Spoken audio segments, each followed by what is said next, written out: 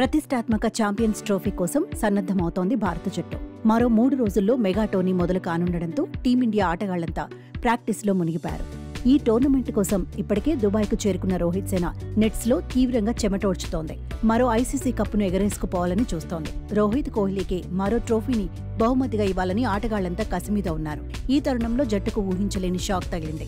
Young opener Yashasvi Jaiswal కు గాయమైంది. చీలమండ గాయంతో బాధపడుతున్న కుర్ర బ్యాటర్ ఈ కారణంగా రంజీ ట్రోఫీ సెమీఫైనల్ నుంచి తప్పుకున్నాడు. దీంతో అతడు ఛాంపియన్స్ ట్రోఫీలో ఆడటం కూడా అనుమానంగా మారింది.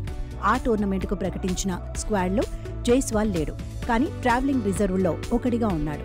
ఎవరైనా ఆటగాళ్లు గాయపడితే అతన్ని రీప్లేస్ చేయాలని బీసీసీఐ భావించింది. కానీ ఇప్పుడు అతడే ఇంజ్యూరీ బారిన పడటంతో బోర్డు పెద్దలకు ఏం చేయాలో పాలుపోవడం లేదని తెలుస్తోంది. గాయపడిన జైస్వాల్ ను బెంగళూరులోని బీసీసీఐ సెంటర్ ఆఫ్ ఎక్సలెన్స్ కు తరలిస్తున్నారని సమాచారం.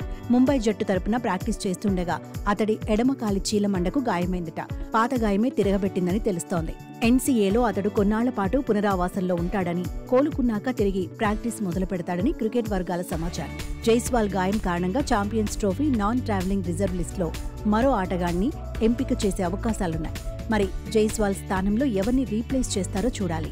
ఛాంపియన్స్ ట్రోఫీ 2025 కోసం మొదట ఎంపిక చేసిన భారత జట్టులో యశస్వి జైస్వాల్ చోటు దక్కించుకున్నాడు. ఇంగ్లాండ్తో తొలి వన్డేతో ఈ ఫార్మాట్లో అరంగేట్రం చేశాడు. కానీ మిస్టరీ స్పిన్నర్ వరుణ్ చక్రవర్తి కోసం జైస్వాల్ ను తప్పించారు. ట్రావెలింగ్ రిజర్వ్ ఆటగాడిగా ఎంపిక చేశారు. కానీ ఇప్పుడు జైస్వాల్ కు గాయంతో మరొక ఆటగాడిని రిజర్వ్ ప్లేయర్ గా ఎంచుకోక తప్పదు. ఇదిలా ఉంటే రంజీ ట్రోఫీ సెమీస్ కోసం సిద్ధమవుతున్న ముంబై జట్టుకు జైస్వాల్ గాయంతో షాక్ తగిలింది. ఫిబ్రవరి 17 రంజీ సెమీఫైనల్లో విదర్భతో ముంబై తలపడనుంది. నాగ్పూర్లో జరిగే ఈ మ్యాచ్లో జైస్వాల్ ను ఆడించాలని ముంబై భావించింది. కానీ ఇప్పుడు ఈ ఓపెనర్ కు గాయంతో షాక్ తప్పలేదు. జైస్వాల్ జట్టులోకి వస్తే ముంబై టాప్ ఆర్డర్ మరింత బలంగా మారేది.